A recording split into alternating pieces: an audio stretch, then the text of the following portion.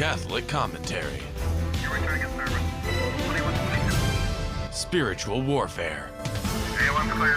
Stay ready so you don't have to get ready. Jesus 911.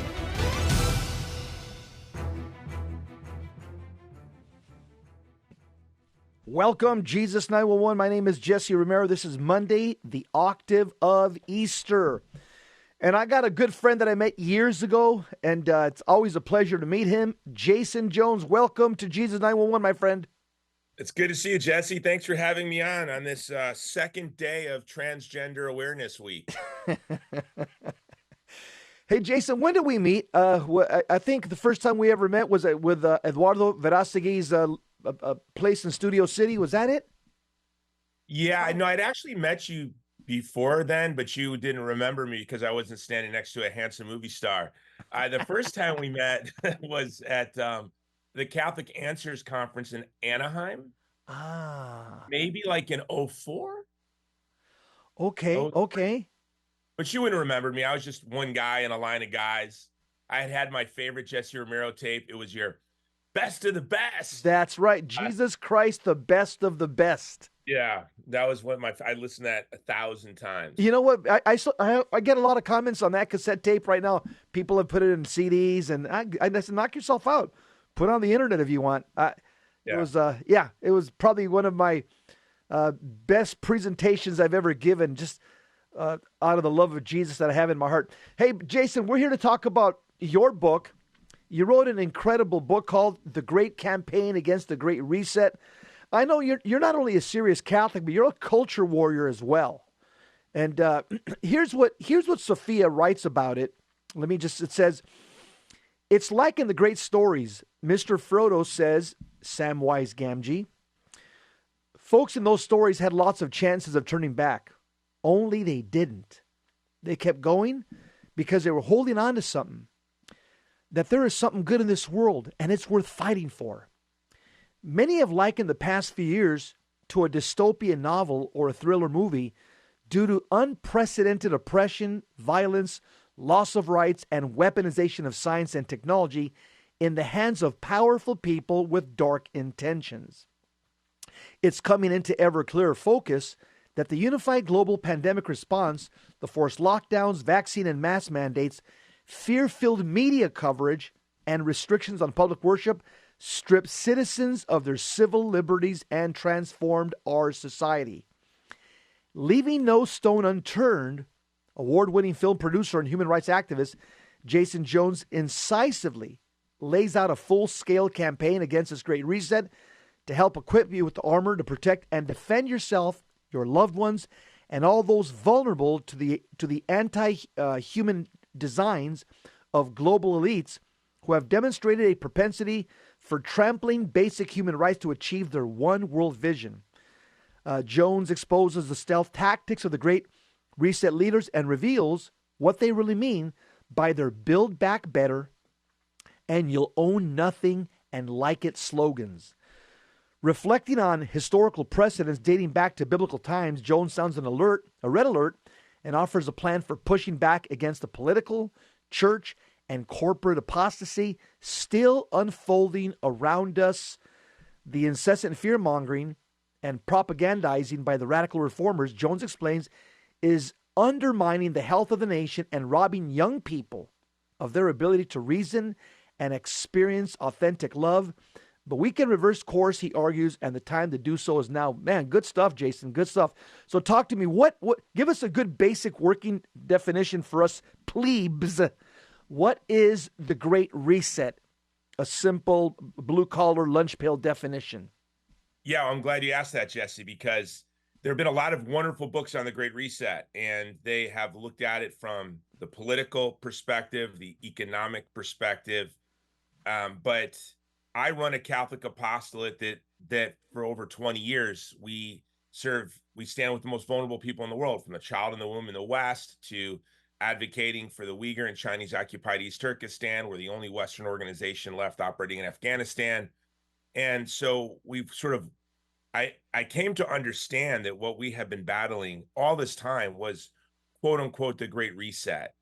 And so if I were to publish this book just for our audience, just for Jesse's audience, and just for Catholics, the title of the book would have been "The Mystical Body of Christ Against the Mystical Body of Antichrist." Mm.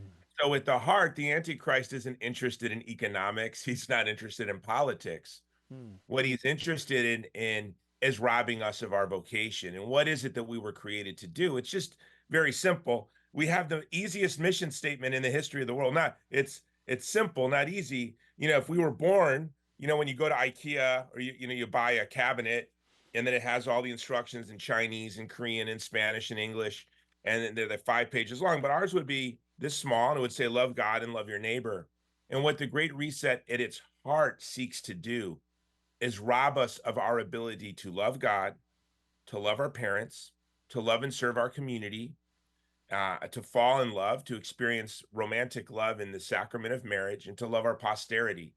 And so this is a real Catholic look. In fact, the Great Campaign, I as an atheist pro-lifer in the 90s, I bought the domain, thegreatcampaign.org, because I had read Evangelium Vitae, and St. John Paul had called us on a great campaign against a culture of death. He said, we need to marshal our resources like we did against fascism and Nazism and launch a great campaign against the culture of death. Well, what is that great campaign for a culture of life and a civilization of love? It's the gospel of Jesus Christ. It's sharing with the world that they are creatures made in God's image with an incomparable dignity and worth, that they were created to know and love God. And what the Great Reset hopes to do is take that from us. And you can just go back to the pandemic, where box stores and strip clubs were protected and open. But if you went to church, you were going to prison. A pastor in San Diego, I believe it was Rob McCoy, did a strip show church, and they, arrested him. Wow. But if he did a strip show, he'd have been fine. But that he dared do it as sort of a joke and say it's, and he took off and he had on a t-shirt and shorts and he gave a sermon, But this is where we are. They really are seeking to rob from us the very purpose of why we were created. Jason, you have your hands in a lot of oars.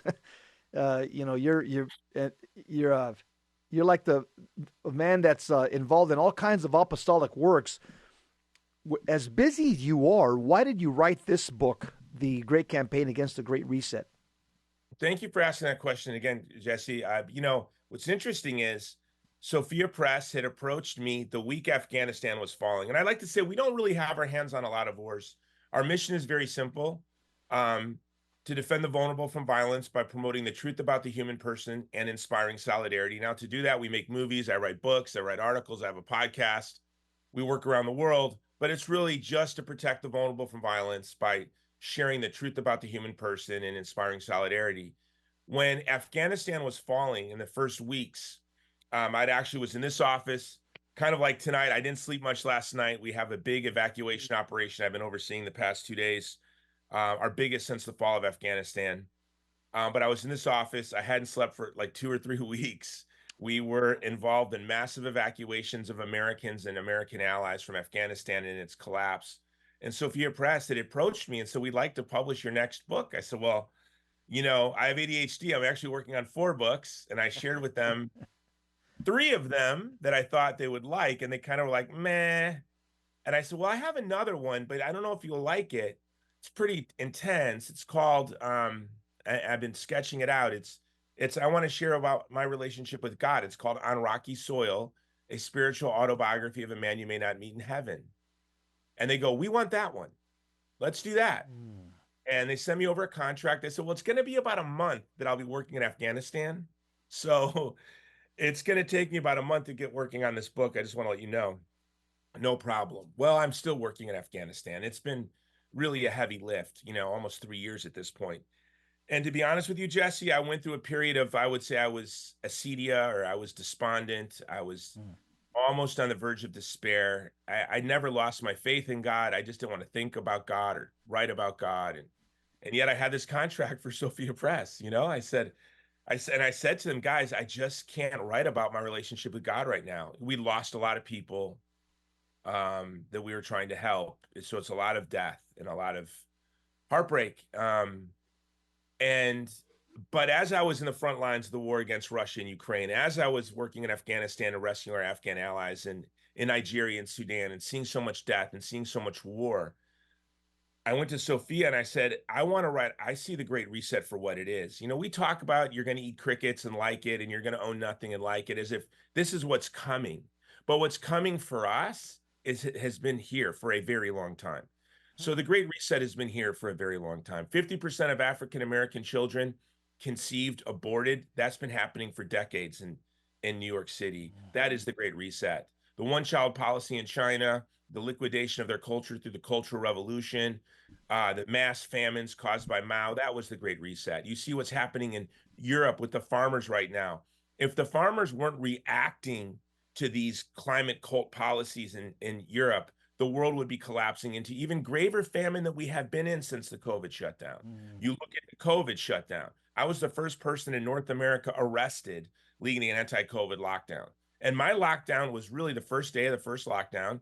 And it was just to make a statement on food security and famine, that if the developed world, if the United States, which is the breadbasket of the world, slows down production, processing, and distribution of food, those on the verge of starvation will fall into starvation. Hold that thought, Jason. I want to talk with you. I remember I saw you get arrested. We'll talk about that on the next segment. You're listening to Jesus 911, Jesse Romero, Jason Jones, author of the book, The Great Campaign Against the Great Reset. Got a lot of questions to ask him. Stick around. Don't go anywhere.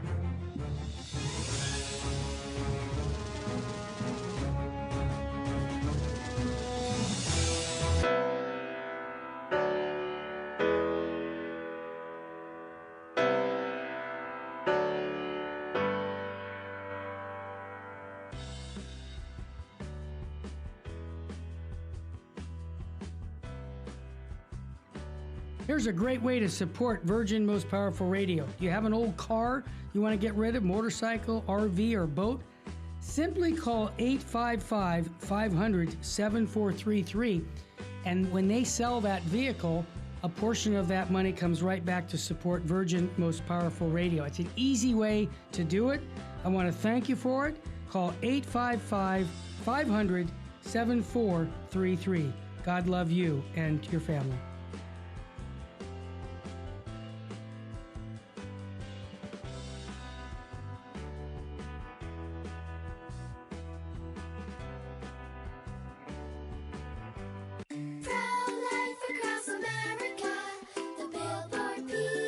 How does the baby move in your tummy? How does the baby eat? Can the baby hear me?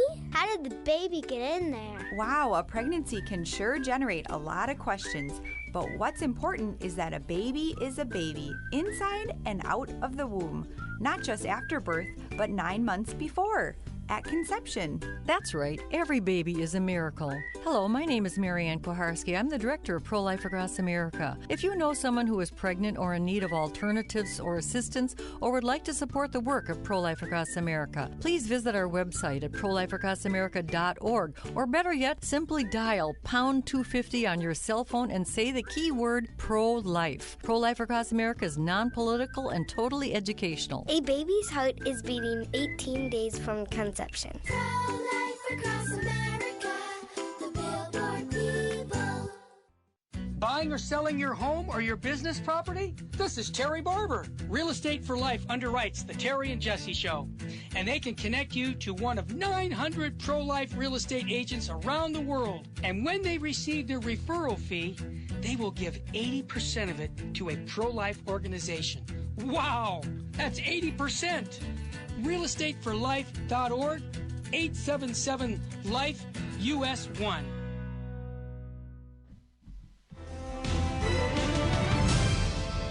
Now, back to Jesus 911.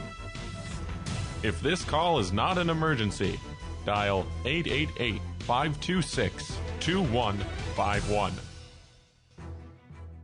We're back. Jason Jones, Jesse Romero, Jesus 911, two-man car. We're on Soul Patrol. Jason, the only thing that makes sense out of all this craziness that we're talking about right now is that, once again, I go back to my that seed that gives me joy, is to think about that Jesus Christ of Nazareth is the best of the best. And his promises is what keeps us going from one day to another. If it was not for the promises of Jesus Christ, life would not be worth living and life would absolutely suck. We're talking to Jason about his book, The Great Campaign Against the Great Reset. Okay, define that. Say somebody just tuned in right now. I know you defined it in the first segment, but what is, I know you said it, but just one more time for the benefits of those just tuning in. What is the Great Campaign Against the Great Reset? It's the mystical body of Christ warring against the body of Antichrist. And what we call the Great Reset, it's really seeking to rob us of our very purpose, which was we were created to know and love God and to love our neighbor. You look at what just happened at the White House. They flopped Easter, no religious symbols, Transgender Awareness Day. This is the collision.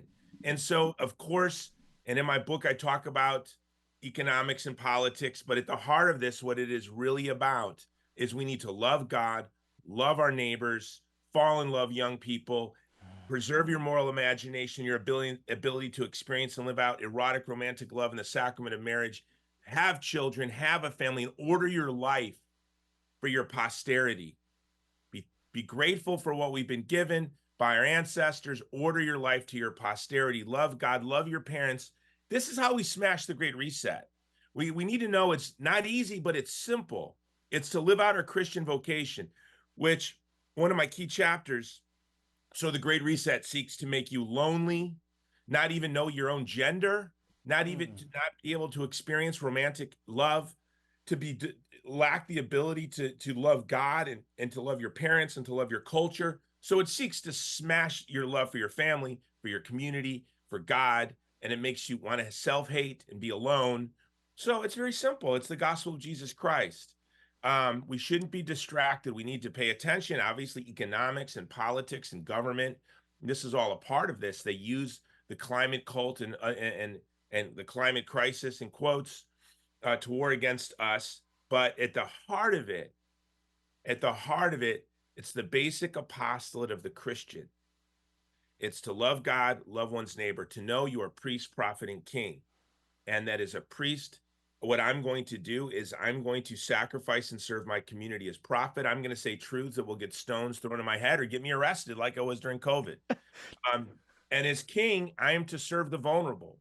And that's what, that's been my apostolate now for 30 years, which is to stand with those that are being immolated by the mob. And when we do that, we break the back of the Great Reset. Tell us about your first arrest. I watched it on YouTube. You were over in Hawaii, right, Jason? Yeah, I wish I could say that were my first arrest, Jesse. Yeah. There were some before Jesus arrests. Yeah, that was my first virtuous arrest, maybe. Okay. Second virtuous arrest. Yeah, it was very sad, Jesse. To be honest, didn't expect that to happen. I'd kind of been thrust. I'd written an article called Flatten the Hunger Curve on the coming famine if we were to follow Italy's lockdown strategy in the rest of the West. I'd been delivering food to the elderly and against city and county orders. I continued to do homeless missions, which we were told we couldn't do.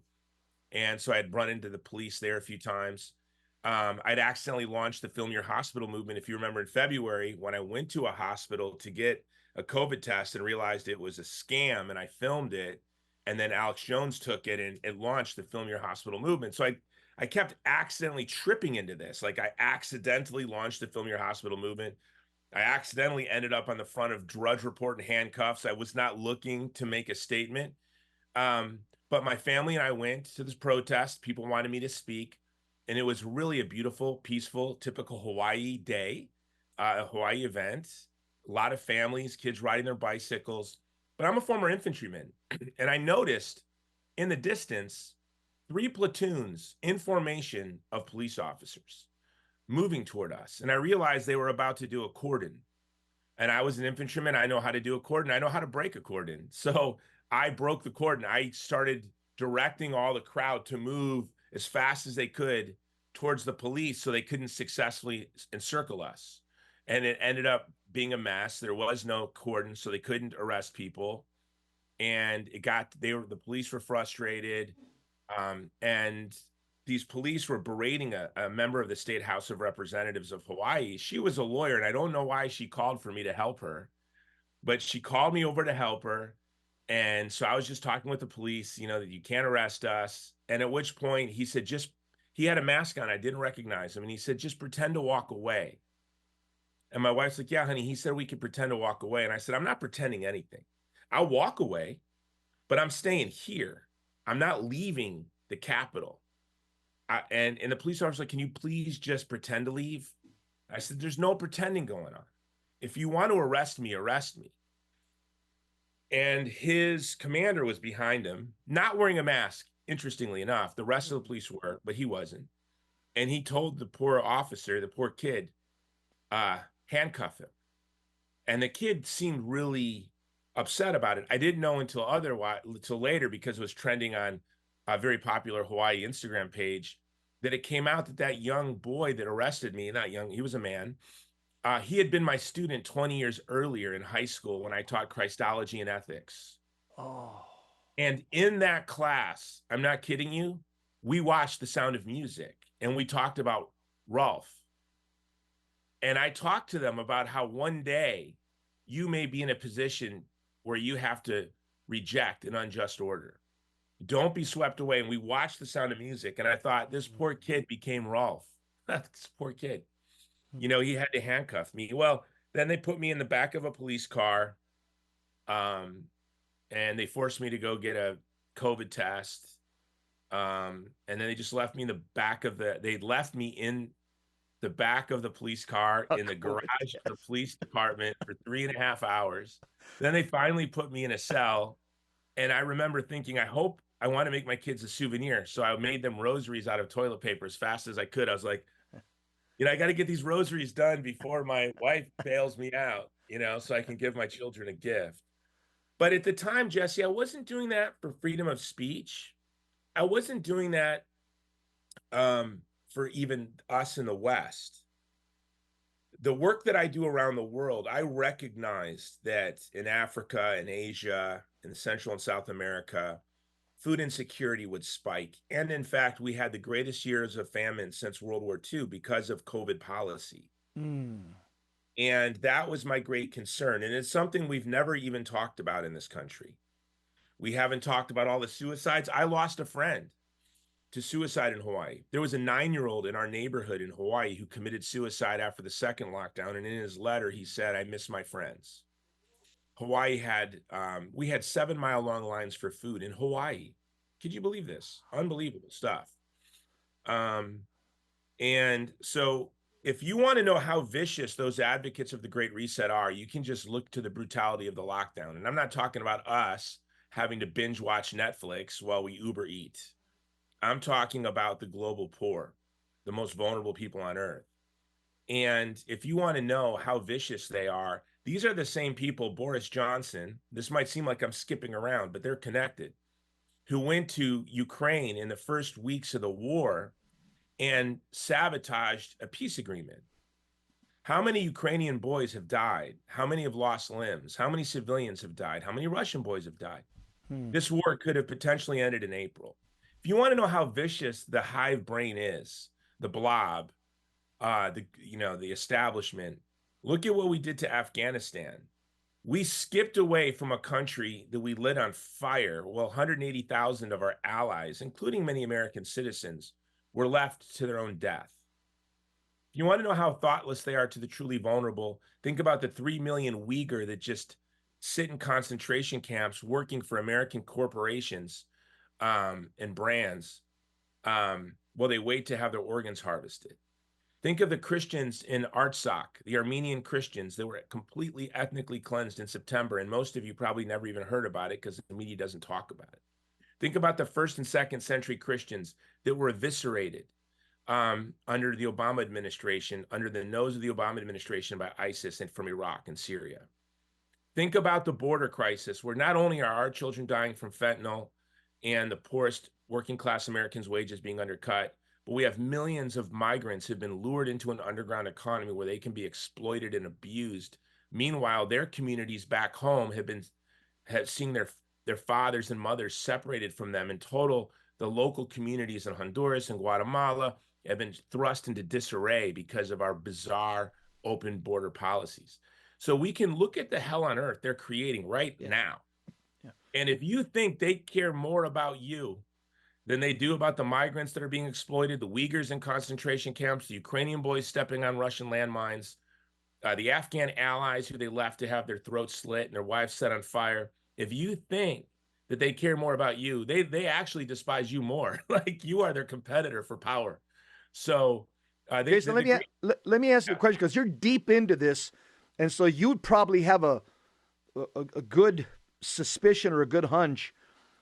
Who are these people? Who are these oligarchs that run the Great Reset, that are behind the Great Reset?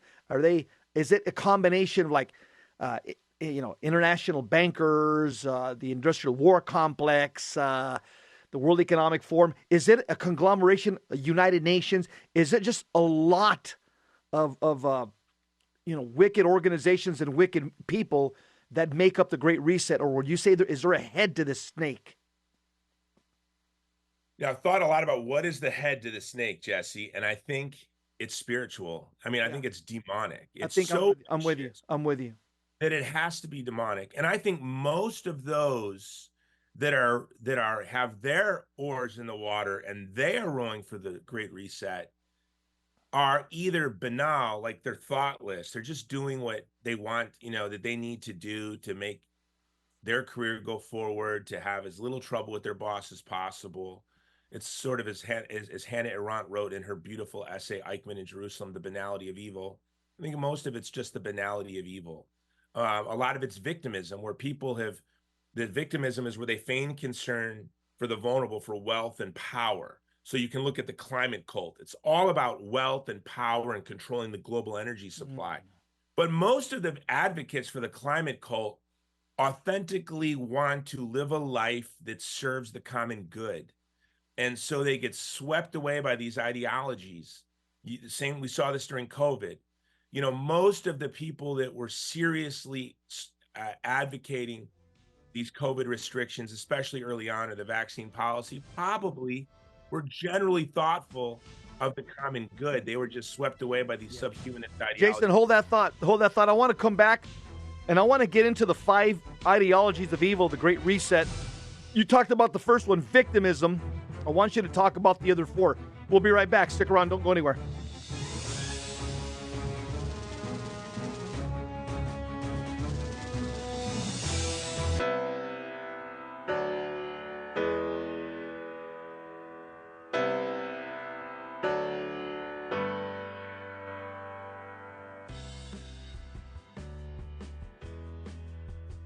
In 1 Corinthians 13:13, St. Paul says, "So there abide faith, hope, and love, these 3." According to St. Ignatius of Antioch, faith is the beginning and love is the end. And God is the 2 of them brought into unity. Then comes everything else that makes up a Christian. May God grant that we may attain all the virtues that make for authentic followers of His Son.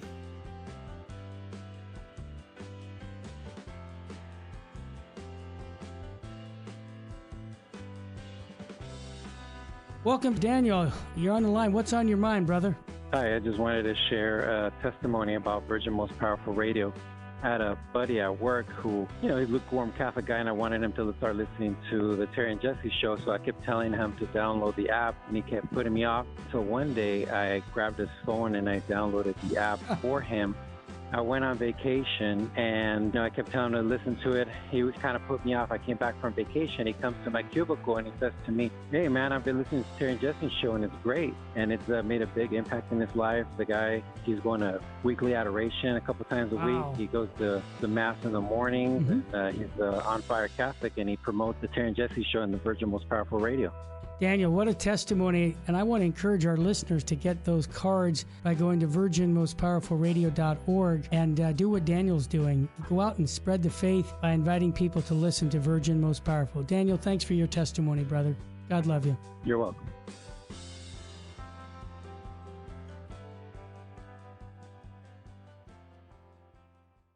Buying or selling your home or your business property? This is Terry Barber. Real Estate for Life underwrites the Terry and Jesse Show.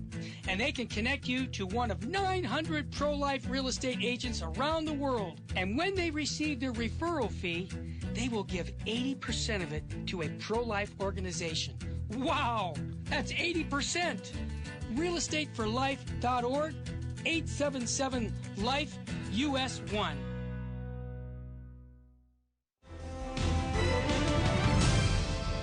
Now, back to Jesus 911. If this call is not an emergency, dial 888-526-2151. Jason Jones, Jesse Romero talking about the great campaign against the Great Reset. That's Jason Jones' book. Jason, it's coming out in a few weeks, right, through Sophia Press, correct? I think it's April 16th. I read that it's going to come out, right? Yeah, it's coming out April 16th. The reviews have been amazing. Epoch Times gave it a great review. Dr. Malone, the inventor of the technology for the COVID vaccine, who then rejected that technology, gave it an unbelievable review. So it's been reviewed and recommended by everyone from Alex Jones to Sister Dee Dee Byrne. And Wow. so we've already had over 60,000 pre-sales, which is unbelievable. So yeah, we're excited to see, and we're really hoping to get this book not just across the United States, but around the world, because I was thinking about this, Jesse. How do you break a cordon as you move to it in every direction? So we have the farmers in Europe. We have the political leaders in Africa and the clergy in Africa resisting the Great Reset within the church. Yeah. And so we need to move out in every direction, whether it's getting the Uyghurs freed from the concentration camps, breaking the back of the electric vehicle industry to liberate the children of Congo. It's all interconnected. And we have a lot of successes. Look at the farmers, look at the death of the electric vehicle. It's startling to see how EVs are just collapsing, and most manufacturers of EVs are either canceling production or rapidly slowing down production of electric vehicles, which are really not only an environmental catastrophe, but electric vehicles are even more importantly, a human rights catastrophe.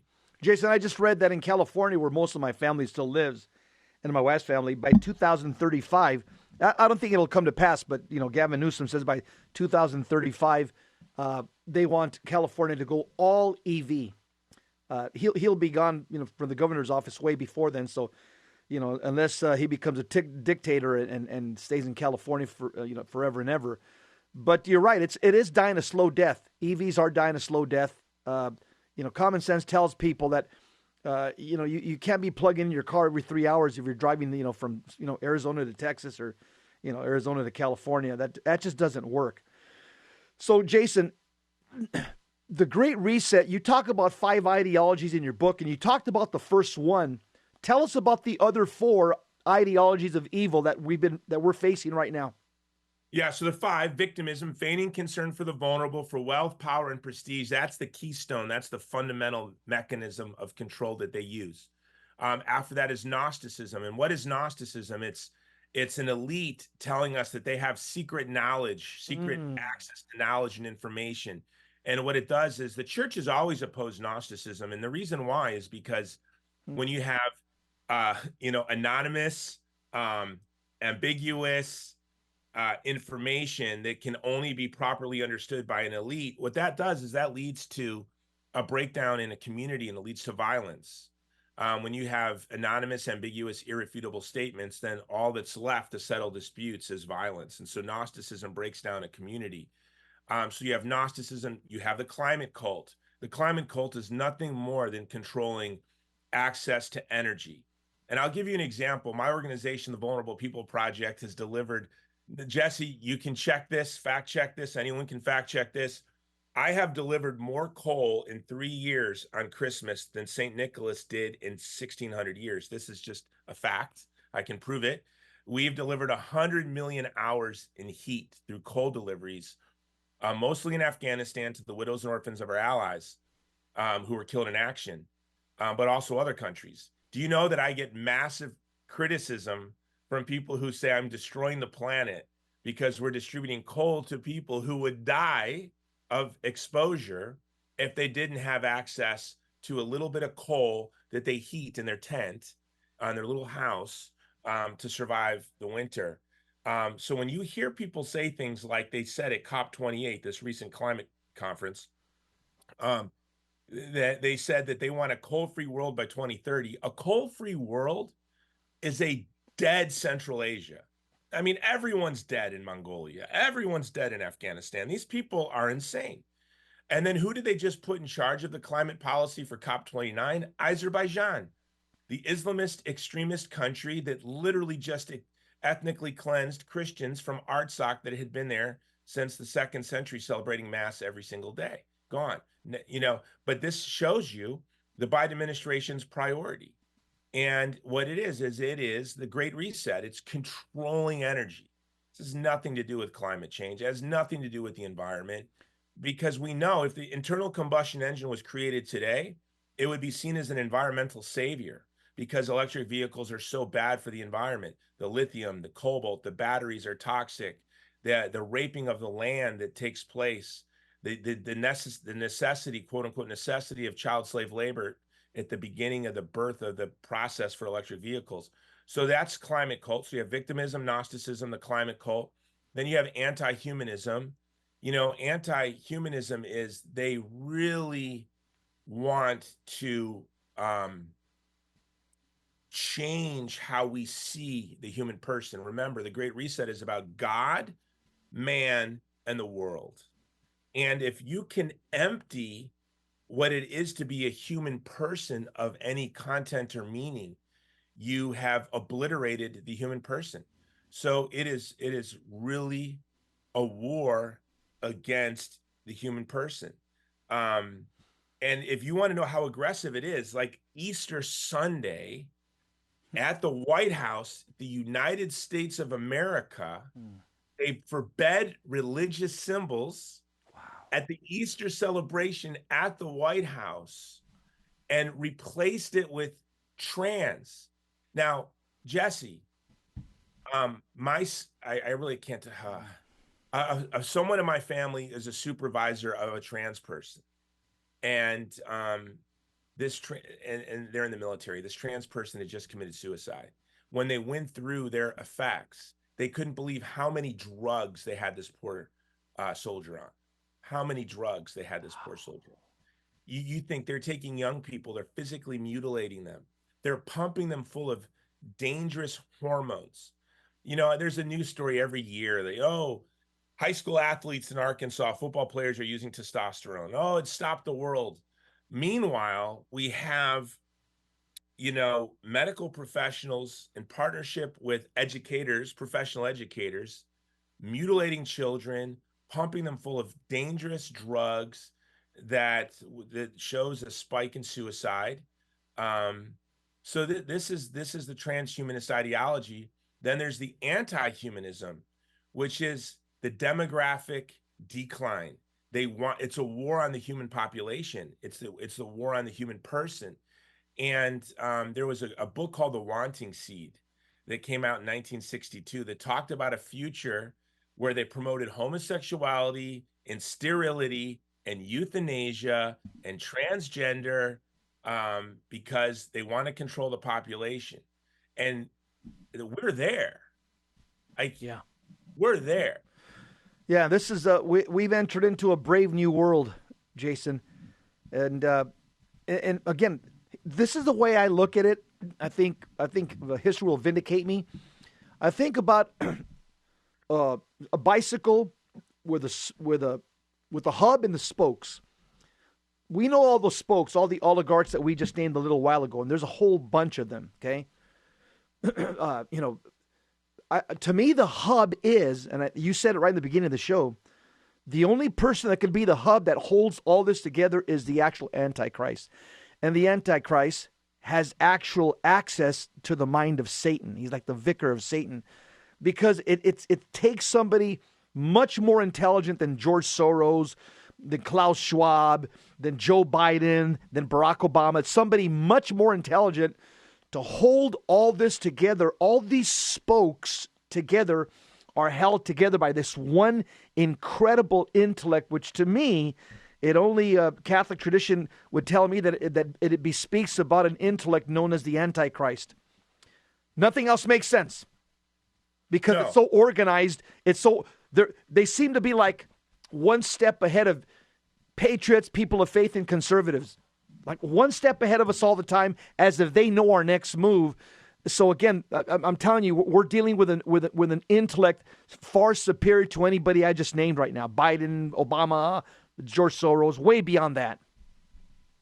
You know, on that note, Jesse, they're one step ahead of their own activists. So their own activists are often thrown off by wherever the blob goes next. I've talked to friends of mine who are quote unquote LGBTQ and they're in the quote unquote LGBTQ movement. I'm like, where did this trans thing come from? And most of them are against it. They're like, this is weird. I'm like, where did it come from? They go, we didn't see this coming. Where did it come from? It just showed up everywhere immediately, and everyone believed it. You know, I tell my liberal friends, I'm like, you are indoctrinated. I can prove it to you. If you are honest, I can prove it to you in 10 seconds. I'm like, when did you believe there were more how many genders do you believe in? And when did you come to believe in it? And they cannot tell you when or where or how they changed their opinion on this. We all thought one thing one day, we all think something the next day, and what we even think now is ambiguous because we're afraid to give definition to anything as if then we're going to be the bad guy that the mob is going to attack. They cannot tell you, I read this book, or I listened to this speech, or I read these journal articles. It's just, we believed one thing is self-evident one day, and then like 8 years later, we believed something else. And so they're ahead of their own activists. So it has to be spiritual. And that's why we should not be reactionary. And that's one of the reasons I wrote this book, because I think a lot of young people are reactionary for very good reasons. They've been abused by pornography and that phone that's been in their pocket since before puberty. The ability to experience the awakening of Eros normally has been obliterated by pornography and apps. Young men can't date because the girls can put settings on the app to say if they're not over 5'10", I won't date them. So most guys aren't even going to be visible to most girls on dating apps. Wow. And so you have 10% of the boys monopolizing 90% of the women on these dating apps, and the rest of these men being lonely and bitter and feeling like everything's been taken from them. Women are waking up feeling like everything beautiful has been robbed from them. So, Jason, hold that thought. I want to talk about some landmark principles of the Christian view on the next segment. We got one more segment with Jason Jones, author of The Great Campaign Against the Great Reset, Sophia Press. Order the book now. You could pre-order it now. We'll be right back.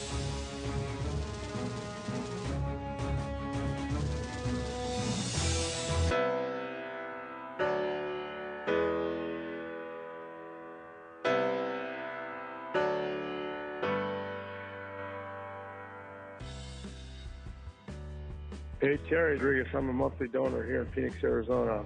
Retired Phoenix cop. And I've met Jesse before, and I just want to tell you guys were on fire yesterday on the Terry and Jesse show. You guys were on fire. Went to bed thinking, man, what an unwinnable war. But when I got up, I listened to you guys.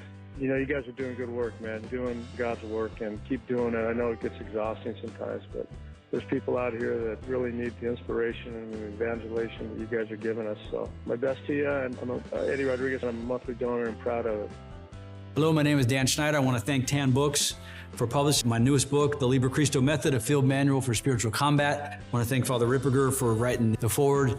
Thank Kyle Clement, helping me and training me over the years. In this book, I put together my military background, my academic background, and my experience of working with cases of diabolic affliction to try to bring something to the church to help the average Catholic in their own struggles in these very strange and perilous times we live in, to give some practical applications on how to engage and defeat the enemy in spiritual combat today.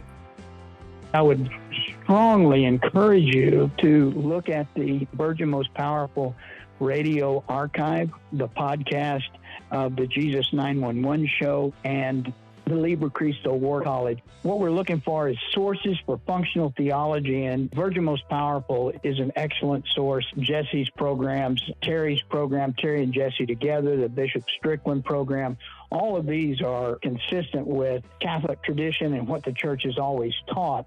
And I think that we need to identify those voices, because they're going to become fewer and fewer in the coming times. Buying or selling your home or your business property? This is Terry Barber. Real Estate for Life underwrites the Terry and Jesse Show, and they can connect you to one of 900 pro-life real estate agents around the world. And when they receive their referral fee, they will give 80% of it to a pro-life organization. Wow, that's 80%. realestateforlife.org, 877-LIFE-US1.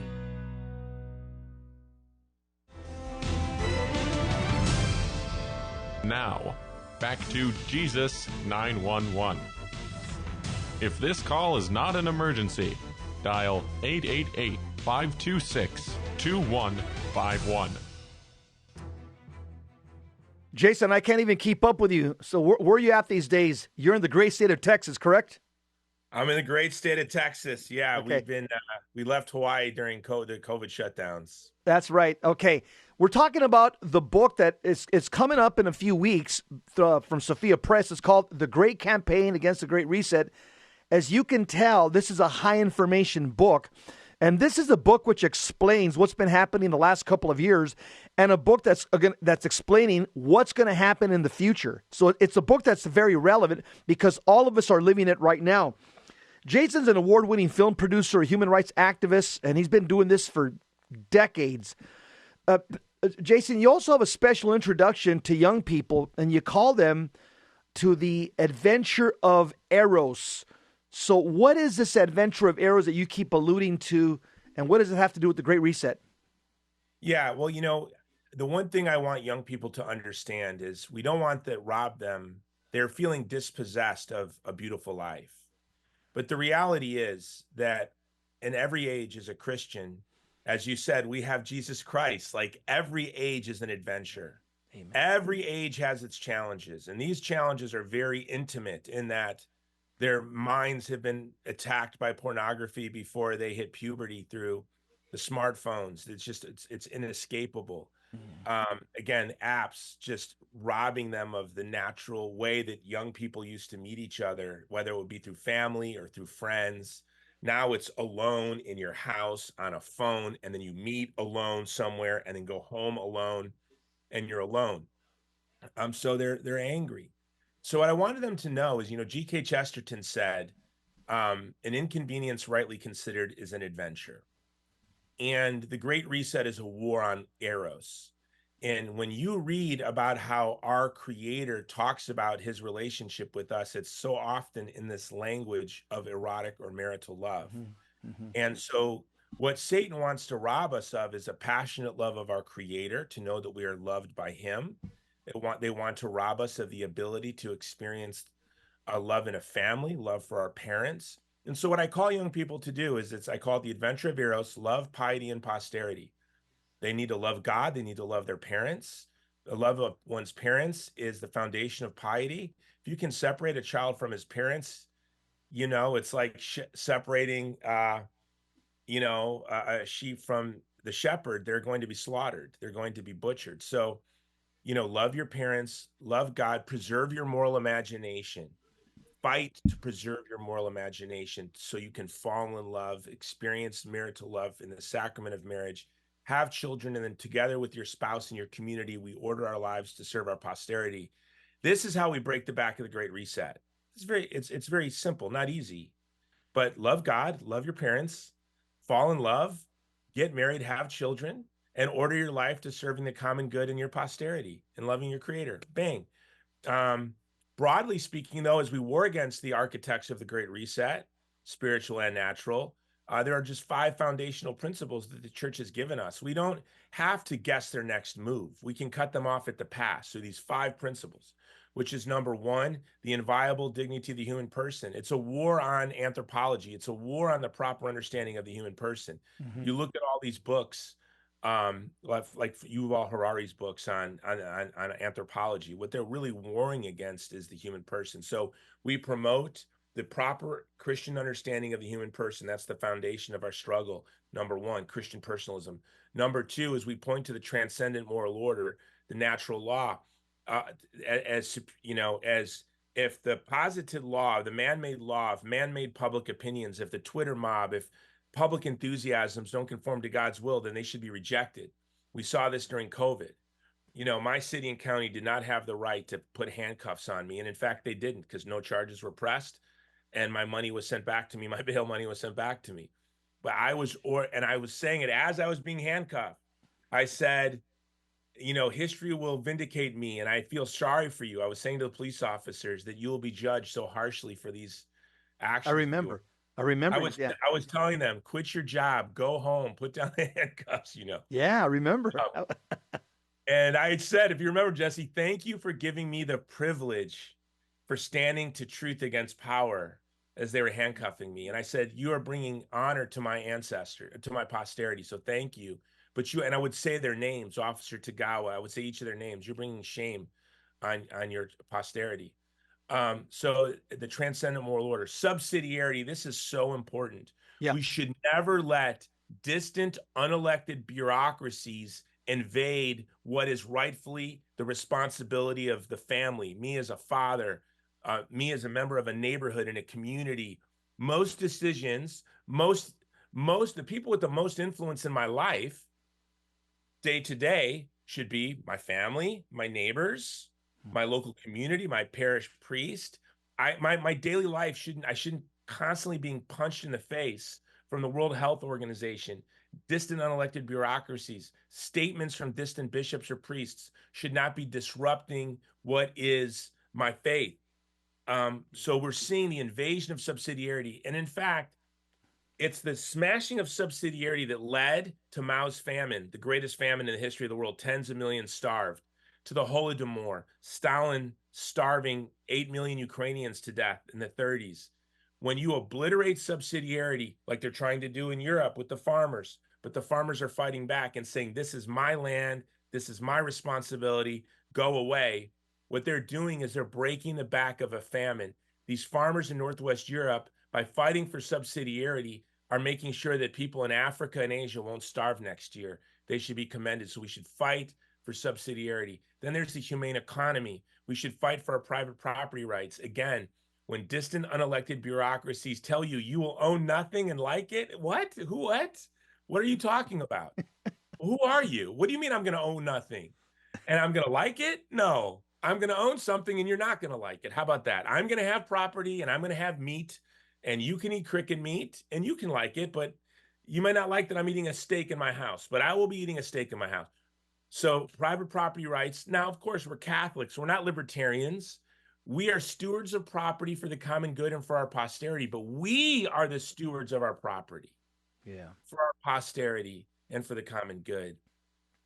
So that's the fight for humane economy. Now, this is the one that is at the heart of the mission of my apostolate. And it is the gospel of Jesus Christ lived out. It is solidarity. It is standing with those who the world has abandoned. It is standing next to Nick Sandmann when the mob is attacking him because he dared to wear a MAGA hat and march at a pro-life march. It is standing with Riley Gaines, who is a young woman who was forced to compete against a man in the swimming pool. But it is also for the Uyghur in Chinese-occupied East Turkestan. It is for the neighbor whose child is going to die from fentanyl. It is for the migrant from Honduras who is in an underground economy being exploited a world away from his family. So the Great Reset can not only undermine our economy, they can smash the culture of Honduras. This is what they're up to.